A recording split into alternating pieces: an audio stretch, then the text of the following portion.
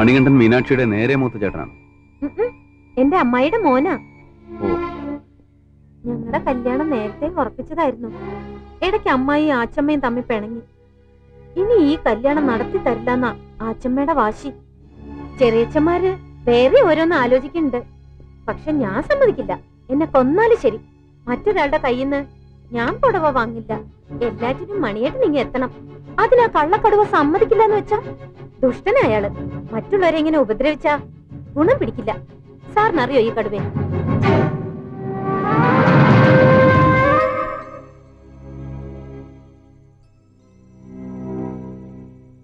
എന്താ സന്ധ്യക്ക് പണിയിലിങ്ങനെ കുത്തിരിക്കുന്നത്? എന്നത്ര ആലോചിക്കാൻ? കുറിപ്പ് പറഞ്ഞു. ചൊവ്വാഴ്ച നല്ല ദിവസമല്ല. നാളെ കാലത്ത് ദൗത്യമായിട്ട് ഞാൻ ആച്ചമ്മയുടെ അടുത്ത് പോകുന്നുണ്ട്. വേണ്ട. അതെന്താ? നാളെ നല്ല ദിവസമല്ല. കുറെ വർഷങ്ങളായിട്ട് നല്ല ദിവസങ്ങൾ ഉണ്ടായിട്ടില്ല. ഇനി നല്ല ദിവസങ്ങളെ ഉണ്ടാവില്ല എന്ന് തോന്നുന്നു. എനിക്കൊന്നും മനസ്സിലാവുന്നില്ല. വിവാഹാലോചന വേണ്ടെന്ന് പറഞ്ഞത് മനസ്സിലായല്ലോ. അത്രയും മനസ്സിലാക്കിയാൽ മതി. കൂടുതൽ കിണ്ണാരൊന്നും ചോദിക്കണ്ട.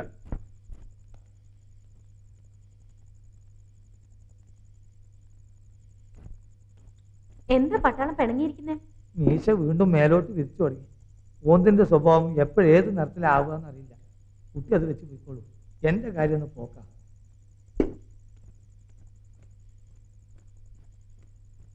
മീനാക്ഷി, എന്തേ? താനൊരു മണികണ്ഠന്റെ കാര്യം പറഞ്ഞില്ലേ? ആളെ ഞാൻ അറിയും. ഓ, പിന്നെന്തേ അപ്പ പറഞ്ഞില്ല? തന്നെ വെറുതെ വിഷമിപ്പിക്കണ്ടെന്ന് കരുതി ഒന്നും മിണ്ടില്ലെന്നേ ഉള്ളൂ. താൻ വിചാരിക്കുന്ന പോലെയൊന്നും അല്ല അവന്റെ കാര്യങ്ങൾ. എന്റെ ഓർഡർലി ആയിരുന്നു. എന്നുവെച്ചാ പട്ടാളം അനുവദിച്ചു തന്നിരിക്കുന്ന വീട്ടുപണിക്കാൻ അധികം നാളും ഉണ്ടായിരുന്നില്ല. വീട്ടിൽ നിന്ന് പണം പൊട്ടിച്ചെന്റെ പേര് പറഞ്ഞു വിടേണ്ടി വന്നു. പിന്നീട് കുറച്ചാള് പട്ടാള ജയിലിലായിരുന്നു. ജയിലിലോ? അതെ. ഒരു ഓഫീസറുടെ മകളോട് ഇവൻ അപമര്യാദയായിട്ട് പെരുമാറിയെന്നോ അവളെ ഇവൻ കയറി പിടിച്ചെന്നോ എന്തോ എനിക്ക് ശരിക്കറിഞ്ഞൂടാ. അതൊക്കെ വെറുതെ ആവും. പട്ടാളത്തിൽ അങ്ങനെ ആരെയും വെറുതെ ശിക്ഷിക്കൊന്നുമില്ല. അവനെ കുറ്റം പറഞ്ഞിട്ട് കാര്യമില്ല. വെറും പട്ടാളക്കാരന്റെ കാര്യം കഷ്ട. കല്യാണം കഴിച്ചാലും ഭാര്യയെ കൂടെ പൊറപ്പിക്കാൻ പറ്റും. വീടും കൂടും ഒന്നും കിട്ടില്ല. ഭാര്യ നാട്ടിലും ഭർത്താവ് അന്യനാട്ടിലും. അങ്ങനെ വരുമ്പോ ചിലപ്പോ കാണാൻ കൊള്ളാവുന്ന ഒരു പെൺകുട്ടിയെ കൺമുമ്പിൽ കണ്ടാൽ ചിലപ്പോ മനസ്സ് കൈവിട്ടു പോകും. പ്രത്യേകിച്ച് ഇവനെ പോലെ ഒരു മുഴുക്കുടിയൻ. ഞാൻ പോണം. എനിക്കൊന്നും കേൾക്കണ്ട. കേൾക്കണം, കേട്ടേ മതിയാവും. നീ സ്വപ്നം കാണുന്ന ഒരു ജീവിതമൊന്നും നിനക്ക് തരാൻ അവനാവില്ല. നിന്നോടുള്ള സ്നേഹം കൊണ്ട് പറയുക. പട്ടാളത്തിലാണെന്ന് പറഞ്ഞിട്ട് എന്താ കാര്യം? എന്നെപ്പോലെ ഒരു ഓഫീസറൊന്നുമല്ല. തൂത്തുവാരലും ചട്ടിയും കലം കഴുകലും ഒക്കെയാ ജോലി. കുട്ടിക്കാലത്ത് സ്നേഹവും പ്രേമവും എന്നൊക്കെ പറയുന്നവർ എടുത്തു ചേട്ടാ. എടുത്ത് ചാടിയതിന് ശേഷം അറിയുള്ളൂ കുഴിക്കത്ര ആഴുണ്ട്. പിന്നെ കൈയും കാലോട്ട് അടിച്ചിട്ട് കാര്യമില്ല. നിനക്ക് ഞാൻ അന്തസ്വാഭിജാത്യമുള്ള പണവും പദവിയുമുള്ള നിന്നെ ജീവനേക്കാളേറെ സ്നേഹിക്കുന്ന ഒരു പട്ടാളക്കാരനെ കണ്ടുപിടിച്ചത്. വേണ്ട, എനിക്കാരും വേണ്ട. എങ്ങനെയൊക്കെ ഉള്ള ആളായാലും സാരമില്ല. എനിക്ക് മണിയേട്ടൻ തന്നെ മതി. മണിയേട്ടൻ ഉള്ളിടത്തോളം കാലം എനിക്ക് മറ്റൊരാളെ കുറിച്ച് ആലോചിക്കാൻ പോലും പറ്റില്ല. ചീത്തയായിക്കോട്ടെ, എല്ലാവർക്കും ചീത്തയായിക്കോട്ടെ. എനിക്ക് നല്ലതാ.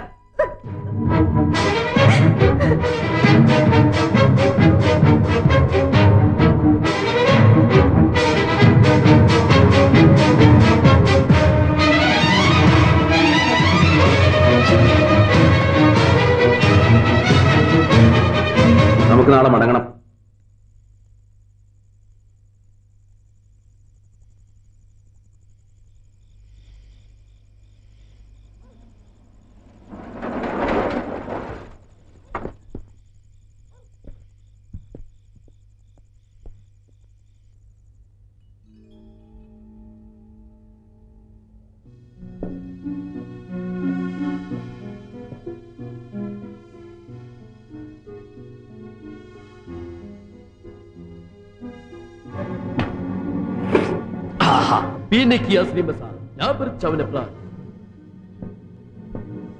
നിന്റെ കല്യാണമൊക്കെ എവിടം വരെ ആയടാ?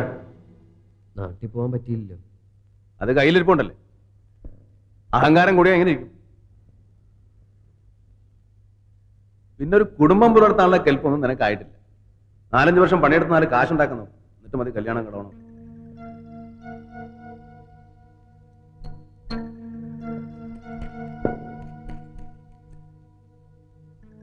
താനെന്താ എവിടെ നിൽക്കുന്നത്?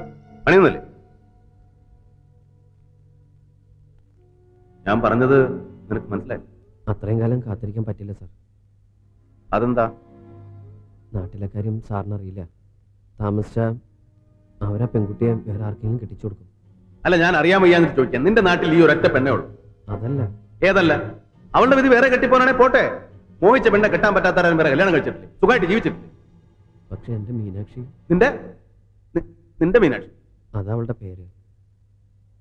അവളില്ലാത്തൊരു ജീവിതം എനിക്ക് ആലോചിക്കാൻ കൂടി പറ്റില്ല സാർ. അതിലും ഭേദം മരിക്കുന്നതാ.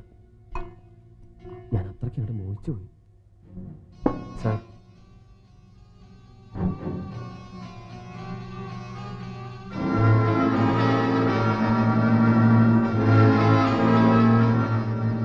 എന്താടാ ഇത്? ഇങ്ങനെയാണോ ഡ്രിങ്ക് ചെയ്യുന്നത്? ഇവിടെ സോഡ ഒരു ഒഴിച്ചു വെച്ചിരിക്കുന്നു. അതങ്ങനെ അവളെ ഇവിടെ സ്വപ്നം കണ്ടോട്ടല്ലേ ഓരോന്നും ചെയ്യുന്നേ. ഇഡിയറ്റ്.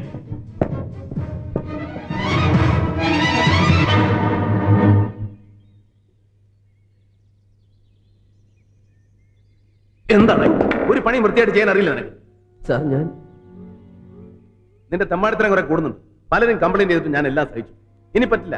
ഓർഡർലി ആയിട്ട് നിന്നെ എനിക്കിനി വേണ്ട. അത് ഞാൻ വേറെ ആളെ ഏർപ്പാട് ചെയ്തു. നിനക്ക് നിന്റെ പഴയ താവളത്തിലേക്ക് തന്നെ വിടാം. സാർ, ഇങ്ങനെയൊക്കെ പറയാൻ ഞാൻ എന്ത് തെറ്റാ ചെയ്തേ? എന്നെ ചോദ്യം ചെയ്യുന്നടാ. മേലെല്ലാം എന്റെ മുമ്പിൽ കണ്ടുപോലും.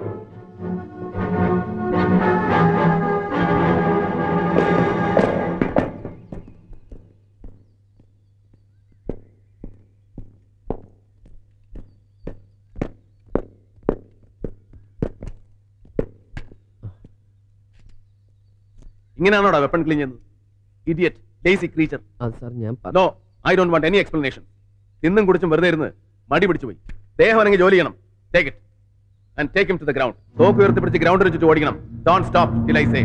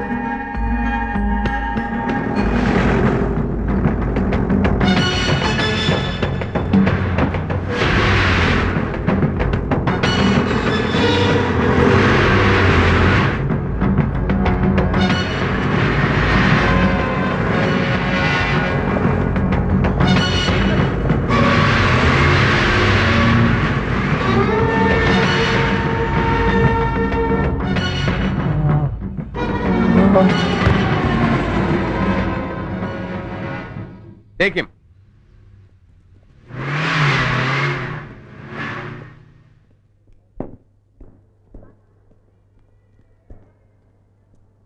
ഡീഹൈഡ്രേഷൻ കുറച്ച് വെള്ളം കൊടുത്താൽ മാറാവുന്നേ ഉള്ളൂ. വെറുതെ എന്തിനാ ഹോസ്പിറ്റലിൽ ഒരു ബെഡ് വേസ്റ്റ് ചെയ്യുന്നത്? വേണമെങ്കിൽ ഞാൻ ഡിസ്ചാർജ് ചെയ്യും. വേണമെങ്കിൽ എന്നല്ല, വേണം. കമ്പനിയിൽ ഒരുപാട് പേര് ലീവ് എടുത്തിരിക്കുന്നുണ്ട്.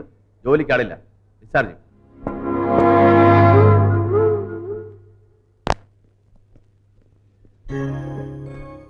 കല്യാണത്തിന്റെ ഇൻവിറ്റേഷൻ അല്ലേ സാർ? അതെ അതെ.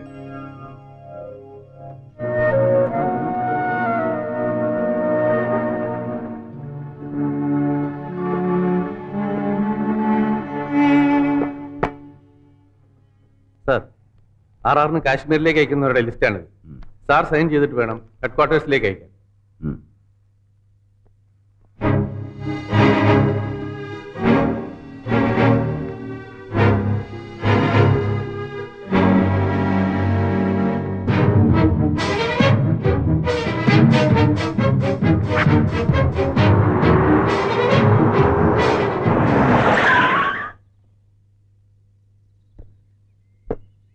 സാർ, കാശ്മീരിലേക്ക് എന്നെ RR അയക്കാന്ന് കേട്ടു.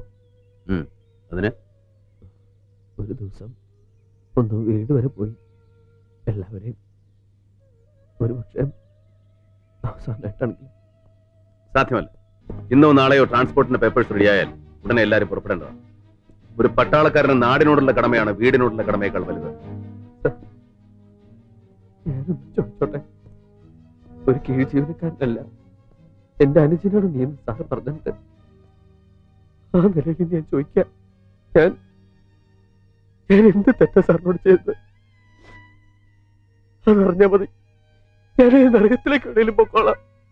എനിക്കൊന്നും പറയാനില്ല, നിനക്ക് പോവാ.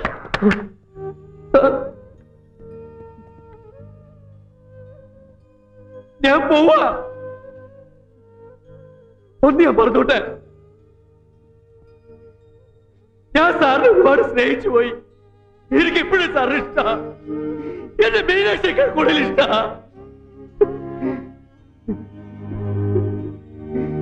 എന്നെ ശ്രമിക്കരുത്, വെറുക്കരുത്.